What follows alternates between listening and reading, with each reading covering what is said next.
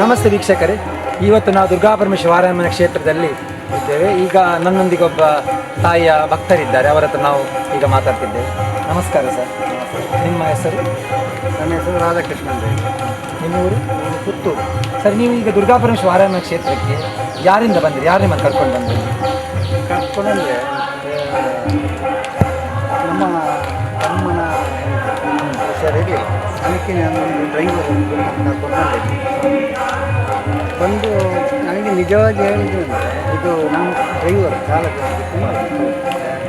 ಇದು ಎಲ್ಲಿಯಾದರೂ ರನ್ನಿಂಗಲ್ಲಿ ನಮಗೆ ದೇವಸ್ಥಾನ ಸಿಗ್ತದೆ, ಒಂದು ಕಟ್ಟ ಇಲ್ಲ ತುಳುನಾಡಲ್ಲಿ ಕೊರಕಟ್ಟ ತುಂಬ ಉಂಟು, ಒಂದು ಕೈ ಮುಗಿಯೋದು, ಒಂದು ರನ್ನಿಂಗಲ್ಲಿ ಎಲ್ಲ ಕೈ ಮುಗಿತಾರೆ. ನನಗೆ ಅದು ಅಭ್ಯಾಸವೇ ಇಲ್ಲ.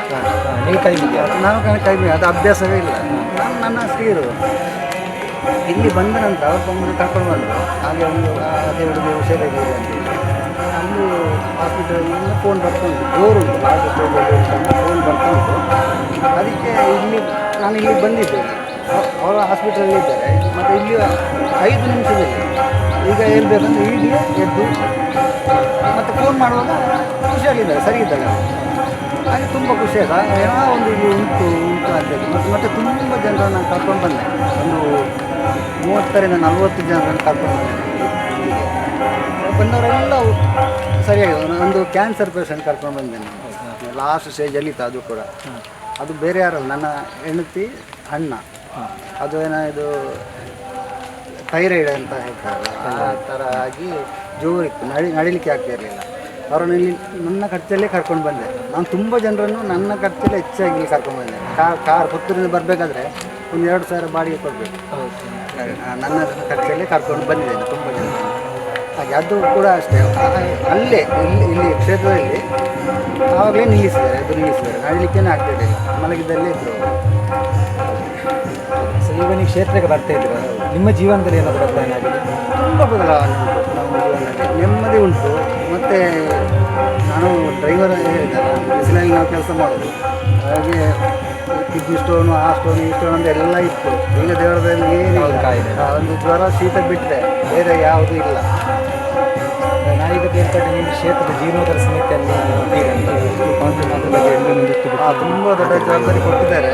ಗೌರವ ಸಲಹೆಗಾರರು ಅಂತ ಹೇಳಿ ಕೊಟ್ಟಿದ್ದಾರೆ. ಅಧ್ಯಕ್ಷರು ಬರೋದು ಒಳ್ಳೆಯ ಅಧ್ಯಕ್ಷರಿದ್ದಾರೆ. ಅವರು ಹೇಗೆ ಹೇಳ್ತಾರೆ ಹಾಗೆ ನಾವು ಮುಂದುವರಿದು ಹೋಗ್ತೇವೆ. ಮತ್ತು ಇದೆ ಜನರನ್ನೆಲ್ಲ ನಾವು ನಮ್ಮ ಯಾರೋ ಪಾಪದವರೆಲ್ಲ ಇರ್ತಾರೆ, ಕೆಲವು ಗೊತ್ತೇ ಇರೋದಿಲ್ಲ ಇಂಥ ಕ್ಷೇತ್ರ ಉಂಟಲ್ಲ, ಎಲ್ಲೆಲ್ಲೇ ದುಡ್ಡು ಖರ್ಚು ಮಾಡ್ತಾರೆ. ಅಂಥವರೆಲ್ಲ ಯಾರೋ ಸಿಕ್ಕಿದ್ದಾರೆ, ತುಂಬ ಜನ ಸಿಕ್ಕಿದ್ದಾರೆ. ಅಂಥವರನ್ನು ಯಾರಾದರೂ ಹೇಳಿದರೆ ಕೆಲಸ ಮಾಡ್ತಾರೆ. ಕ್ಷೇತ್ರ ಜೀರ್ಣೋದ್ಧಾರ ಮಾಡಬೇಕಂತಿದ್ದೇವೆ.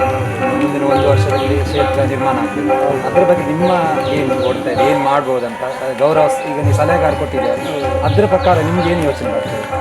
ಯೋಚನೆ ಅಂದರೆ ನಾವು ಫಸ್ಟ್ ಟೈಮ್ ಈ ಥರ ಇರೋದು. ನಾನು ಹೇಳಿದಲ್ಲ, ದೇವರ ಬಗ್ಗೆ ನಂಬಿಕೆನೇ ಇರಲಿಲ್ಲ ನನಗೆ ಅಂತ ಹೇಳಿದಲ್ಲ. ಫಸ್ಟ್ ಟೈಮ್ ಅವಕಾಶ ಸಿಕ್ಕಿದೆ. ಹಾಗೆ ಅಧ್ಯಕ್ಷರು ಹೇಗೆ ಹೇಳ್ತಾರೆ ಹಾಗೆ ನೀಟಾಗಿ ಮಾಡುವ ಅಂತ ಅಧ್ಯಕ್ಷರಿಗೆ ಹೇಳ್ತಾರೆ ಆ ರೀತಿ. ಇವಾಗ ನೀವು ಈಗ ವಿಡಿಯೋ ನೋಡ್ತಾ ಇದ್ದ ವೀಕ್ಷಕರಿಗೆ ಕ್ಷೇತ್ರದ ಪರವಾಗಿ ಏನೇನು? ಕ್ಷೇತ್ರದ ಪರವಾಗಿ ಅಂದರೆ ಒಮ್ಮೆ ಬನ್ನಿ ಕ್ಷೇತ್ರಕ್ಕೆ, ಯಾರು ಆಗ್ಬೋದು, ಒಂದು ಸರಿ ಬಂದು ನೋಡಿ ಅಂತ. ನಂಬಿಕೆ ಇಟ್ಟು ಬಂದರೆ ಏನಾಗೋದಿಲ್ಲ.